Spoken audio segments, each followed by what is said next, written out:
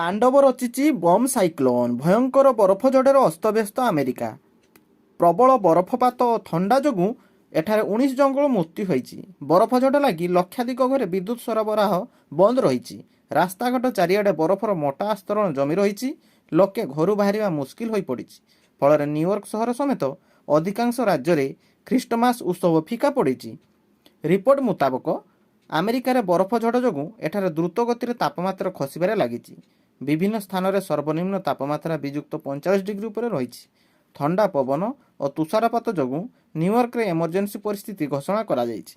ଏଥିସହ ସହରର ଅନ୍ତରାଷ୍ଟ୍ରୀୟ ବିମାନବନ୍ଦରକୁ ମଧ୍ୟ ବନ୍ଦ କରାଯାଇଛି। ଅନ୍ୟପଟେ ଦୁର୍ଘଟଣା, ଗଛ ପଡ଼ିବା, ସାଇକ୍ଲୋନର ଅନ୍ୟ ପ୍ରଭାବ ଯୋଗୁଁ ଲୋକଙ୍କ ମୃତ୍ୟୁ ହୋଇଥିବା ନେଇ ଅଧିକାରୀମାନେ ସୂଚନା ଦେଇଛନ୍ତି। ଆମେରିକାର ବଫେଲା ଅଞ୍ଚଳରେ ଅତି କମ୍ରେ 3 ଜଣଙ୍କର ମୃତ୍ୟୁ ହୋଇଛି।